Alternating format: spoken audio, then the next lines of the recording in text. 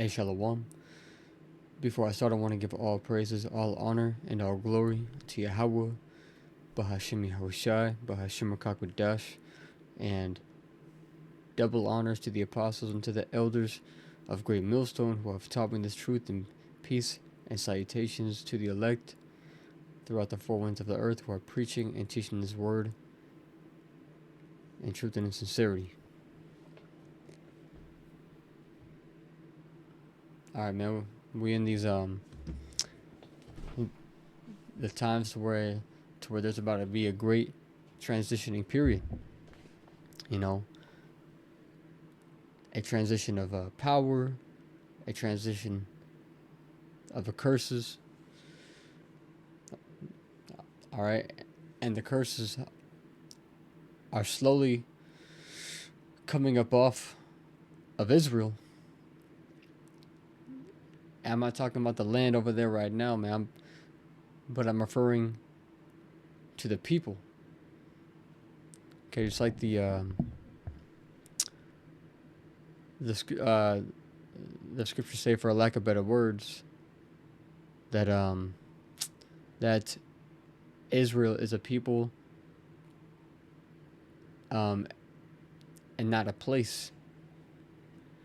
All right.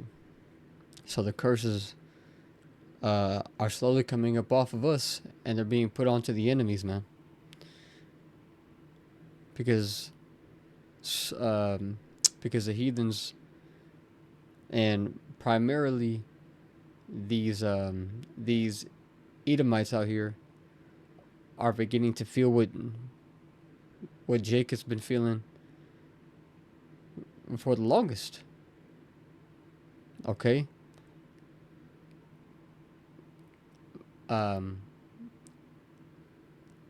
It's difficult to find a decent paying job, you know, so they can't live as comfortably as they always have.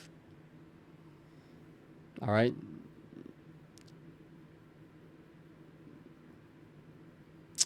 And just not having the same comforts.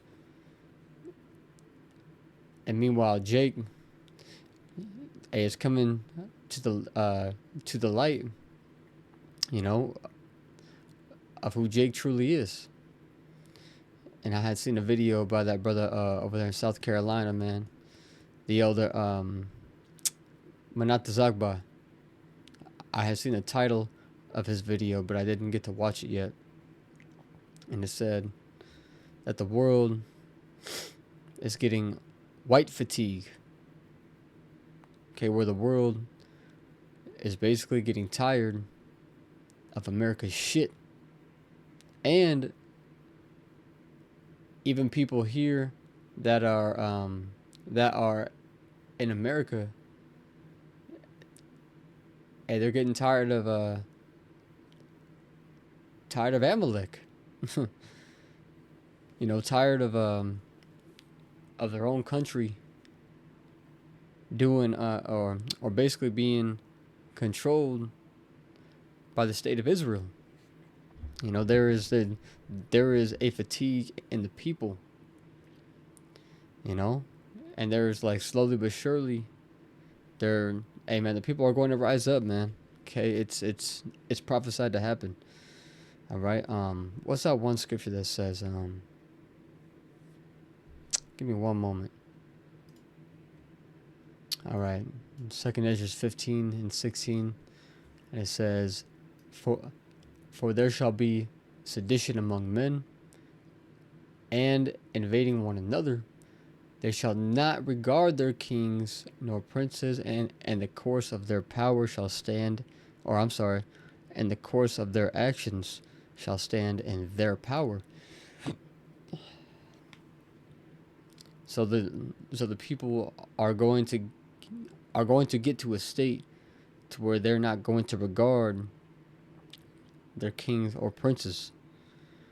Okay, there's going to be a revolting, a rising up, because America is coming to its close, man. You're seeing this place unravel. All right, what once held it like together is falling apart, man. And that's why that I had talked about we're coming into a time of transition. This is from the book of Sirach, chapter 10 and verse 8. And it says, because of unrighteous dealings, injuries and riches got by deceit, the kingdom is translated from one people to another. And that's how Esau even came into possession to take over all this land. Is by forming treaties and alliances, and then completely lying and betraying those who he formed alliances with and made treaties with. And then it says injuries. Okay, he built this place upon bloodshed. And the scriptures say, woe unto a city that is built upon blood. Habakkuk 2 and 12. It says, woe to him that buildeth a town with blood, and establisheth a city by iniquity. And there's another one that says, I think it's in the book of Micah, it says, woe to the bloody city. All right. But I'm going to go back to Sirach 10 and 8. It says, because of unrighteous dealings, injuries, and riches got by deceit, the kingdom is translated from one people to another. All right. And it says in the Apocrypha that, how's the word, man? I don't know why I'm spacing it right now. It says that, it says Esau is the end of the world, and Jacob is the beginning of it that followeth. All right. So let me jump here to Baruch 14. I'll start at 14. It says, let them that dwell about Zion come, and remember ye the captivity of my sons and daughters, which the everlasting hath brought upon them. All right, which we're still in the time of captivity, man. Which was much deserved because of our evil doings towards the Lord. See, this is a time of a punishment, and punishments are not forever. Okay, this whole world, how people know it to be, it's only temporary. This is all temporary, man. Okay, a major shift is coming. It says, for he hath brought a nation upon them from far, a shameless nation, and of a strange language, who neither reverenced old man nor pitied the child. And we see that now in America. These women don't pity children, man. How many fucking abortions take place per year? And then the old are not shown any respect. It says, these have carried away the dear beloved children of the widow, and left her that was alone, desolate, without daughters. But what can I help you? For he that brought these plagues upon you will deliver you from the hand of your enemies. And this is why the scriptures say this, man. To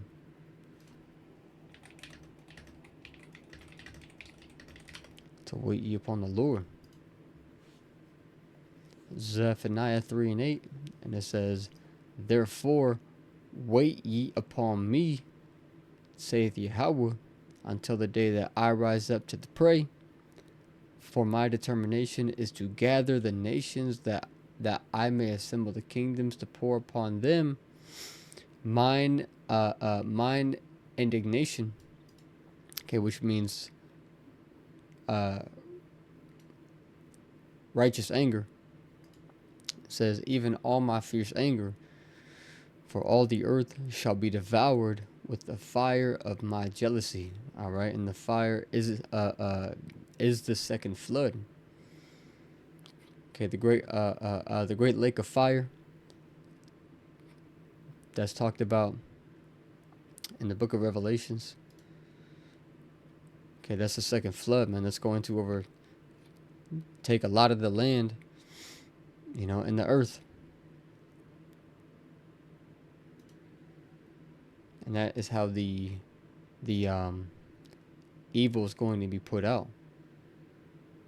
Okay, because the scriptures say that evil shall be quenched and corruption shall be overcome. Okay? And it's going to be burned away and purged away with that fire. I'm going to read this 18th verse again. It says, for Baruch 4 and 18 says, for he that brought these plagues upon you will deliver you from the hand of your enemies. So it's all about having patience, and until the day of the Lord comes, to where he rises up to the prey, we fight and endure hardness as a good soldier. And by doing so, how we fight is by putting on the whole armor. Just stay preaching and teaching the word. Being as wise as serpents and harmless as doves. Just like the scriptures say that the weapons of our warfare are not carnal. 2 Corinthians 10 and 4. Actually, I'll start at verse 3 says, for though we walk in the flesh, we do not war after the flesh. For the weapons of our warfare are not carnal, but mighty through the Most High to the pulling down of strongholds. See?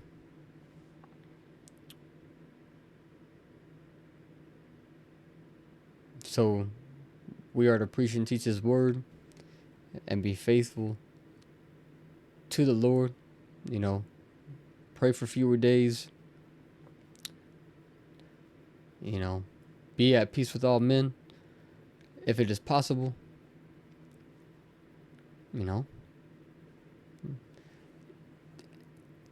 And that's really it, man. You stick to it, and the Lord's gonna fight for you. All right, fear him and don't fear man. Okay, just like the scriptures say, to fear not him who can kill the body, but rather fear him who is able to kill both body and soul in hell. So just do what you gotta do here. Don't get too wrapped up in things that are unnecessary. Okay, just like Apostle Gabar had he did that video some months back entitled it a kiss, and it means keep it simple, stupid. Just keep your life simple, man. Because it really helps to keep you on the straight path. to lead you towards the straight gate that leads to the narrow path. All right, and we know where the narrow path leads.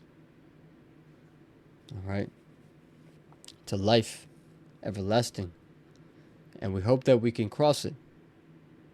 You know, and remain balanced and upright.